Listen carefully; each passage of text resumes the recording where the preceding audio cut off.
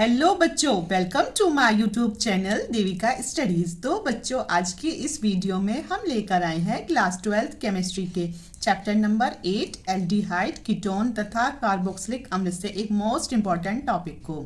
तो आज की इस वीडियो में हम देखने वाले हैं एसिटिक अम्ल बनाने की औद्योगिक विधि, यानी शीर्घ सिरका विधि। ठीक है, तो ये आपसे बोर्ड एग्जाम में 4 नंबर की पूछी जाती है। कितने नंबर की? तो ये आपसे 4 नंबर की पूछी जाती है। या फिर आपसे ऐसे भी पूछ लेंगे कि शीर्घ सिरका विधि द्वारा एसिटिक अम्ल के निर्माण का सचित्र वर्णन कीजिए और इसके रासायनिक गुण भी लिखिए। तो ये बोर्ड एग्जाम के लिए इम्पॉर्टेंट है कि शीर्घ सिरका विधि द्वारा एसिटिक अम्ल का निर्माण कैसे करोगे। तो इसमें आप लिखोगे कि और हाँ, ये इसकी औद्योगिक विधि है। इस विधि में 10 से 15% एथिल अल्कोहल क्या लोगे? इस विधि में आप 10 से 15% एथिल अल्कोहल का वायु की उपस्थिति में, किसकी उपस्थिति में? वायु की उपस्थिति यानी ऑक्सीजन के साथ माइकोडर्मा एसिटी नामक एंजाइम द्वारा किण्वन कराया जाता है। आपको ये इस एंजाइम का नाम याद रखना पड़ेगा, क्योंकि आपसे एमसीक्यू में भी पूछ लिया जाता है कि जब हम किण्वन कराते हैं एसिटिक अम्ल में तो फिर किस एंजाइम का यूज़ किया जाता है। तो इसमें किया जाता है माइकोडर्मा एसिटी नामक एंजाइम। कौन सा एंजाइम? तो ये है माइकोडर्मा एसिटी नामक एंजाइम द्वारा किण्वन कराया जाता है और जिससे एसिटिक अम्ल बनता है। क्या बनता है? इससे एसिटिक अम्ल बनता है। इस विधि को किण्वन भी कहते हैं। ठीक है, तो इस विधि को किण्वन भी कहते हैं। अब हम देखेंगे इसकी रासायनिक समीकरण। तो आपको इसमें सबसे पहले लेना है एथिल अल्कोहल। एथिल का मतलब हो गया C2H5। एथिल का मतलब C2H5 और अल्कोहल होता है OH। तो ये हो गया हमारा एथिल अल्कोहल और आपको इनका नाम जरूर मेंशन करना ही है, इससे आपको अच्छे नंबर मिलने के चांसेस हैं। एथिल अल्कोहल की क्रिया किसकी उपस्थिति में? तो ऑक्सीजन की उपस्थिति में, मतलब ऑक्सीजन के साथ कराई और किस एंजाइम के द्वारा कराई? तो इसका नाम आपको याद रखना है माइकोडर्मा। क्या है इसका नाम? इसका नाम है माइकोडर्मा एसिटी। माइकोडर्मा एसिटी नामक एंजाइम द्वारा क्या कराया गया? किण्वन कराया गया। ठीक है, और अगर ऐसे याद ना आए तो ऐसे देखो कि हम इसमें क्या बना रहे हैं, एसिटिक अम्ल। एसिटी तो इसमें ऐसी आ गया, सिर्फ इसका क्या हट गया है तो एसिटी हो गया। और किस में बोलते हैं? तो हम बोलते हैं माइक में, तो आ जाएगा माइकोडर्मा एसिटी के द्वारा इसका क्या कराएगा? किण्वन कराएगा, तो हमें मिलता है एसिटिक अम्ल। एसिटिक अम्ल का सूत्र होता है CH3COOH। इधर भी मैं एक बार लिख दूँ, एसिटिक अम्ल का सूत्र है जो रासायनिक सूत्र है तो वो है CH3COOH। तो इसे क्या कहते हैं? इसे कहते हैं एसिटिक अम्ल। एसिटिक अम्ल का सूत्र है CH3COOH और प्लस क्या निकलेगा? H2O निकलेगा, क्योंकि आपको देखिए यहाँ कार्बन कितने हैं? 2, तो ये 2 कार्बन आ गए। हाइड्रोजन कितने? 5 और 1 6 यहाँ हाइड्रोजन है। और जबकि ऐसे आ रहे थे केवल 3 और 1 4 हाइड्रोजन, तो हमारे पास 2 हाइड्रोजन की कमी थी। और ऑक्सीजन यहाँ कितने हैं? 3, और यहाँ आ रहे थे ऑक्सीजन कितने? 2, तो एक तीसरी ऑक्सीजन ये आ गई, इसलिए साथ में H2O भी आएगा। तो ये तो थी इसकी रासायनिक समीकरण। और अब हम समझेंगे इसके चित्र को। तो आपको पूरे 4 नंबर जब ही मिलेंगे अगर आप इसका चित्र भी करके आओगे तो चित्र है इसका ये। ठीक है, तो चित्र को कैसे करोगे? तो इसके चित्र में क्या होता है कि ये जो आपको दिख रहा है गिलास सा, ये जो इसकी शेप बन रही है गिलास की तरह, तो ये एक लकड़ी का पात्र कह लो या फिर ये एक लकड़ी का बर्तन है। ठीक है, जिसमें पुराने सिरके में भीगे हुए चीड़ की लकड़ी के छीलन भरे होते हैं। मतलब इसमें पुराने सिरके में भीगी हुई है ये लकड़ी। कौन सी लकड़ी है? चीड़ की लकड़ी है। तो ये उनका क्या है? तो ये उनकी छीलन है, मतलब ये उनके पीस कटे हुए हैं। ठीक है, और पुराने सिरके से क्या मतलब है? पुराने सिरके में क्या होता है? पुराने सिरके में होता है माइकोडर्मा एसिटी एंजाइम। ठीक है, तो ये उससे बनी हुई है चीड़ की लकड़ी की छीलन। ठीक है, तो ये जो है तो ये हमारी चीड़ की लकड़ी के छिलके। अब क्या करेंगे? अब करेंगे हम इसमें कि 10 से 15% सांद्रित लकड़ी होती है, उसमें ऊपर से एथिल अल्कोहल का विलयन धीरे धीरे डालते हैं। मतलब इसमें ऊपर एक पाइप लगा होता है, उसमें से 10 से 15% आप एथिल अल्कोहल का विलयन इसके अंदर डालते हो, जैसे ये इसके थ्रू इसमें डाल दिया गया। ठीक है, जब इसे ऊपर से डालते हैं, विलयन को धीरे धीरे करके डालते हैं, फिर ये धीरे धीरे छनता हुआ नीचे आता है। आ गया यहाँ नीचे, और फिर ये इधर से छनता हुआ इधर आ जाएगा नीचे। ठीक है, तो फिर ये छनता हुआ धीरे धीरे नीचे आता है।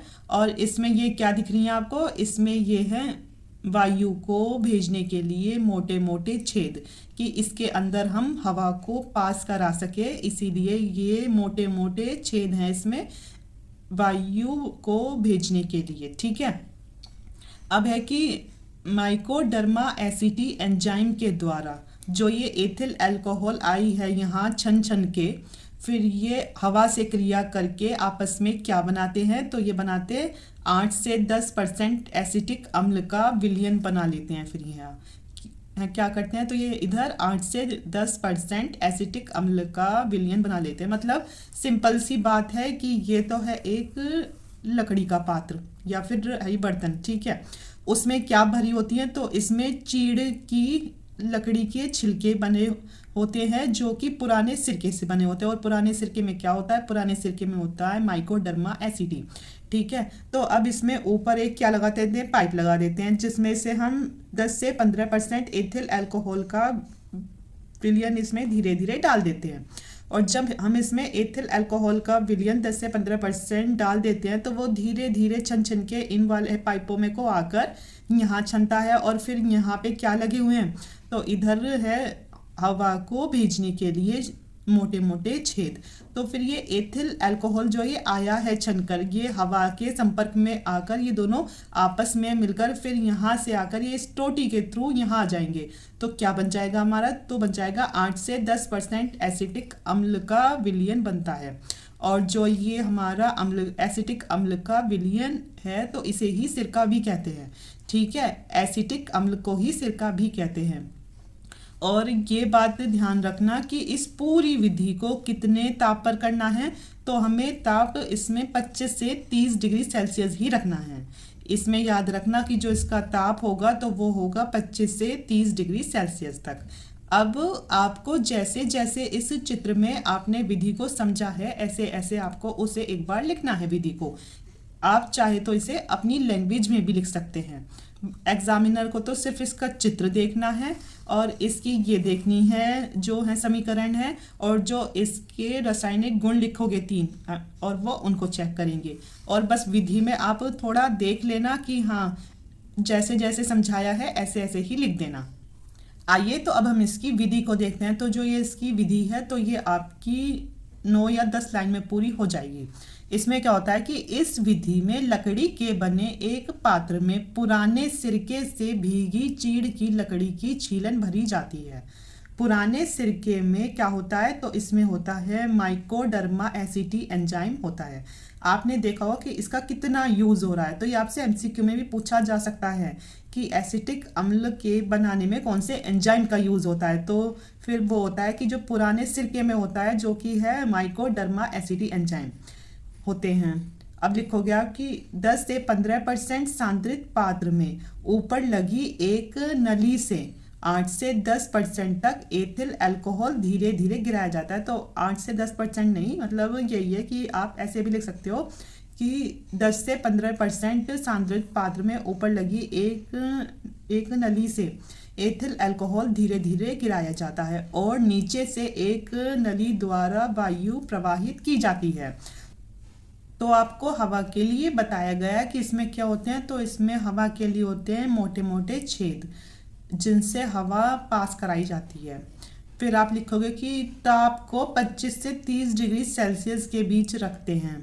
माइकोडर्मा एसिटी एंजाइम की सहायता से वायु द्वारा एथिल अल्कोहल के ऑक्सीकरण से एसिटिक अम्ल प्राप्त होता है और इस प्रक्रिया को कई बार दोहराते हैं, जिससे एसिटिक अम्ल का 8 से 10% विलयन प्राप्त होता है और इसे ही सिरका भी कहते हैं। ठीक है, तो इसे मतलब जो ये प्रक्रिया है इसे आपको कई बार दोहराना है, जिससे फिर हमें एसिटिक अम्ल का 8 से 10% विलयन प्राप्त होता है और इसे ही हम सिरका कहते हैं। तो ये थी इसके बनाने की विधि। अब देखेंगे हम इसके रासायनिक गुण जो कि इम्पॉर्टेंट है। बस 3 ही हैं रासायनिक गुण जो अब तक पूछे गए हैं। तो पहला है एथिल अल्कोहल से क्रिया। तो किसकी करानी है? एसिटिक अम्ल की, यानी CH3COOH। ये क्या है? तो ये हमारा एसिटिक अम्ल। तो इस एसिटिक अम्ल की क्रिया हम कराएंगे एथिल अल्कोहल यानी C2H5OH। तो ये हो गया हमारा एथिल अल्कोहल। तो इससे जब हम क्रिया करा रहे हैं इसकी, तो हमें क्या प्राप्त होगा? आप खुद देखिए कि यहाँ क्या प्राप्त होगा। तो यहाँ होगा हमारा CH3CO, ये तो ऐसे आएगा CH3CO और साथ में C2H5। तो ये हो जाएगा हमारा एथिल एसीटेट। क्या हो जाएगा? एथिल एसीटेट, या फिर इसे ही एस्टर कहते हैं। मतलब जो एस्टरीकरण नहीं होता कि कभी कभी आपसे एस्टरीकरण पूछ लिया जाता है, तो यही हमारा एस्टर होता है। एस्टरीकरण क्रिया में एस्टर ही तो होता बनता है और प्लस क्या होगा निकलेगा। देखो इसमें से CH3C हो गया, C2H5 गया, तो इसमें हमारे 2 तो H है और एक O है, यानी H2O भी निकल जाएगा। और आप अब ये सोचोगे कि इसमें मतलब ये चीज़ क्यों नहीं लिखी, तो वो इसीलिए नहीं लिखी क्योंकि एग्ज़ाम में आपसे सीधी इसकी रासायनिक समीकरण पूछी जाती है। तो आप सीधा यही लिखना, ये नहीं लिखना कि एसिटिक अम्ल की क्रिया एथिल अल्कोहल से कराने पर एथिल एसीटेट या फिर एस्टर प्राप्त होता है। आपको सीधा इसकी ये लिखनी है। ठीक है, रासायनिक समीकरण। अब हम देखेंगे अमोनिया से क्रिया कि अगर हम एसिटिक अम्ल की अमोनिया से क्रिया कराते हैं तो क्या होता है। तो एसिटिक अम्ल लिया हमने CH3COOH, इसकी अमोनिया यानी NH3 से क्रिया कराई अमोनिया से। तो जब इसकी अमोनिया से क्रिया कराएंगे तो हो जाएगा इसका निर्जलीकरण। क्या होगा? निर्जलीकरण हो जाएगा।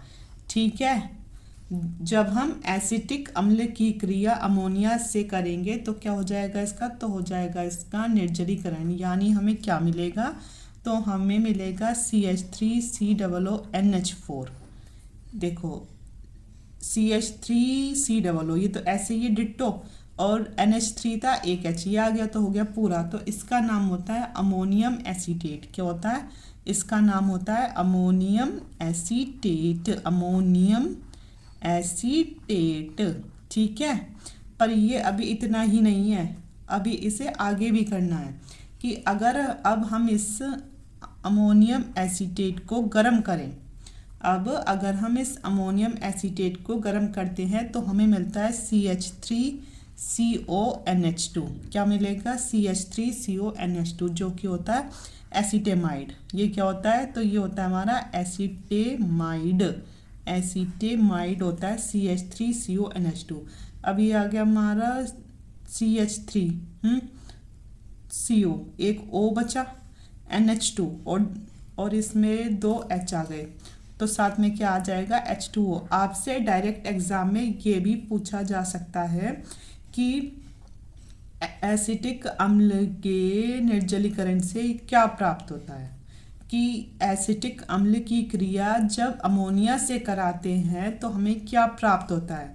तो जब एसिटिक अम्ल की क्रिया अमोनिया से कराएंगे तो हमें एंड में एसीटेमाइड यानी CH3CONH2 प्राप्त होता है। अब तीसरी है हमारी फास्फोरस पेंटाक्लोराइड से क्रिया यानी PCl5 से क्रिया।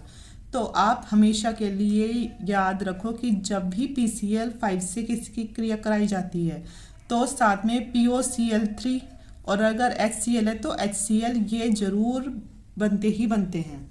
तो अब करो, किसकी करा रहे हैं? तो हम करा रहे हैं एसिटिक अम्ल की यानी CH3COOH। ठीक है, क्या है ये? तो ये हमारा CH3COOH यानी एसिटिक अम्ल। अब इस एसिटिक अम्ल की किसके साथ क्रिया करा रहे हैं? तो हम करा रहे हैं फास्फोरस पेंटाक्लोराइड यानी PCl5 से क्रिया। तो जब इससे क्रिया कराई तो हमारा बना CH3CH3COCl। क्या बना? CH3COCl। क्या बन गया? तो ये बन गया CH3COCl और प्लस आपको अभी हुआ बताया कि HCl और एक क्या निकलता है और एक आता है POCl3। अब इस POCl3 का नाम होता है फास्फोरस। क्या होता है? तो इसका नाम होता है फास्फोरस